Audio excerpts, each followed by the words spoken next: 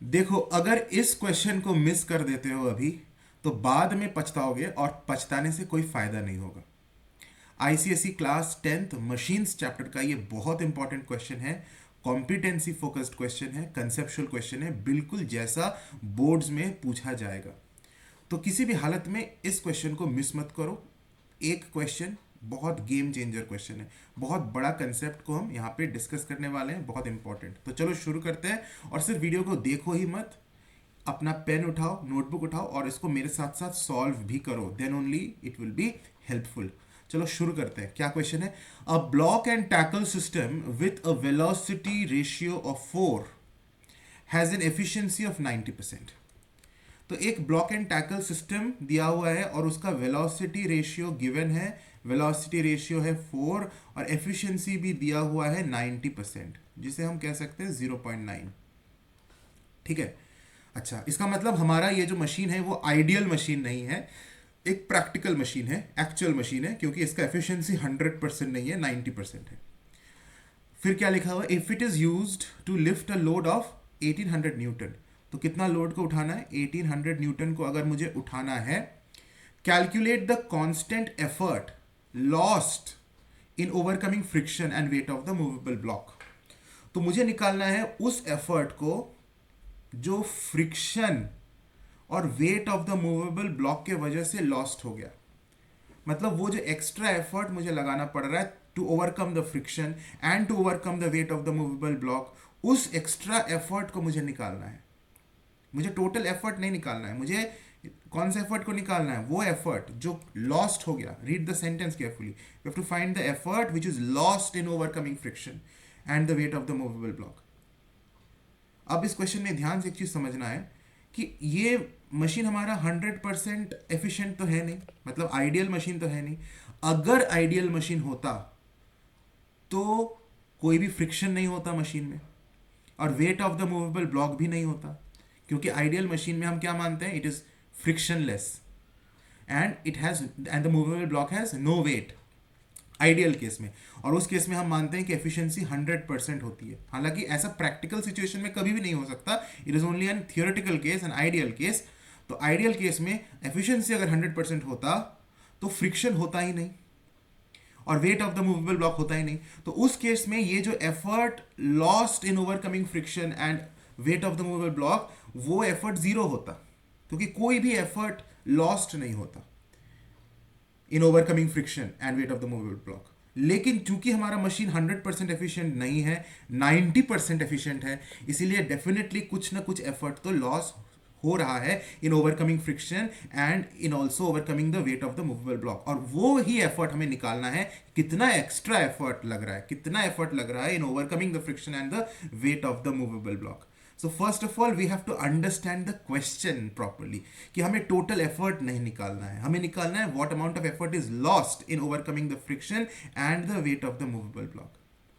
So I hope you all have understood the meaning of the question, right? तो इसको कैसे solve करेंगे? इसको सॉल्व करने का ये तरीका है कि मैं, चलो इधर बता, क्वेश्चन को थोड़ा सा छोटा कर लिया क्योंकि मुझे जगह चाहिए। Yes, so I hope now you are able to see the question, still you are able to read it clearly. चलो मैं इसको यहाँ पे सॉल्व करता हूँ। तो कैसे सॉल्व करेंगे? इसको ये मानेंगे कि अगर हमारा मशीन 100% एफिशिएंट होता, लेट अस अज्यूम, पहले तो हम ये अज्यूम करते हैं कि एफिशिएंसी इज 100%। अगर 100% एफिशिएंट होता, उस केस में M A is equal to V R होता है, mechanical advantage is equal to velocity ratio होता है। अगर एफिशिएंसी 100% होता तभी ये बात वैलिड है, M A is equal to V R, पता है। तो एम ए का मतलब होता है लोड बाय एफर्ट। तो load by effort should be equal to V R, और वी आर का वैल्यू दिया हुआ है 4, लोड का वैल्यू भी दिया हुआ है 1800। तो इन प्लेस नेक्स्ट स्टेप में मैं लोड के जगह 1800 लिख रहा हूँ, effort E is equal to 4। तो ई का वैल्यू क्या हो जाएगा? 1800 डिवाइडेड बाई 4। तो 4 4s are 16, 4 5s are 20, 0, तो 450 न्यूटन। तो सुनो, ये एफर्ट 450 न्यूटन एफर्ट ही लगता मुझे 1800 न्यूटन को उठाने के लिए। ये जो 1800 न्यूटन है ये लोड है। इतना लोड को ओवरकम करने के लिए मुझे सिर्फ 450 न्यूटन एफर्ट लगाना पड़ता। कब लगाना पड़ता? अगर हमारा मशीन 100% एफिशिएंट होता तो। लेकिन हमारा मशीन 100% एफिशिएंट नहीं है, तो इसीलिए हमें 450 न्यूटन से ज्यादा एफर्ट लगाना पड़ रहा है। अब मैं वो निकाल रहा हूं कि नाउ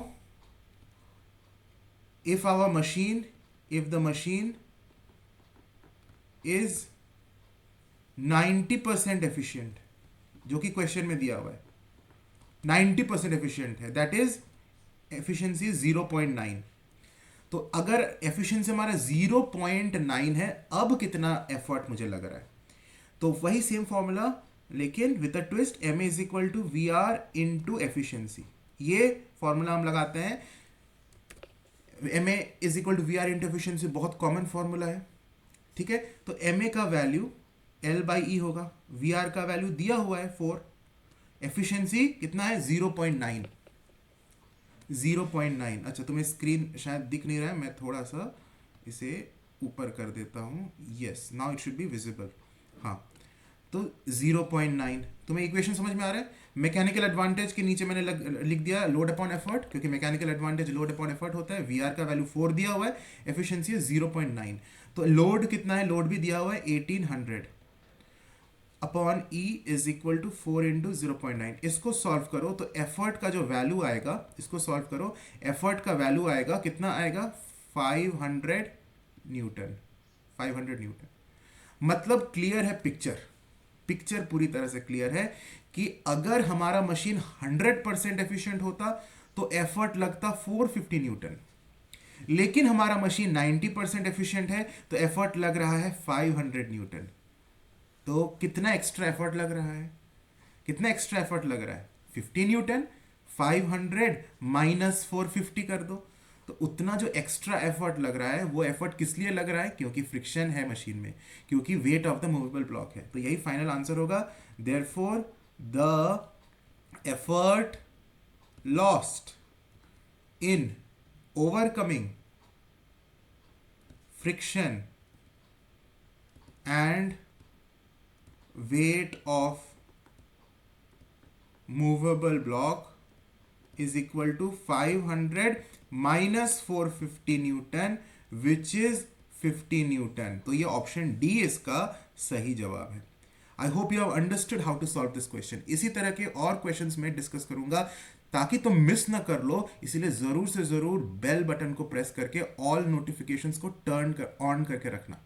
ठीक है, सब्सक्राइब तो डेफिनेटली कर लेना अगर सब्सक्राइब नहीं किया हो तो। चलो मिलते हैं नेक्स्ट वीडियो में। Till then, God bless you, study well.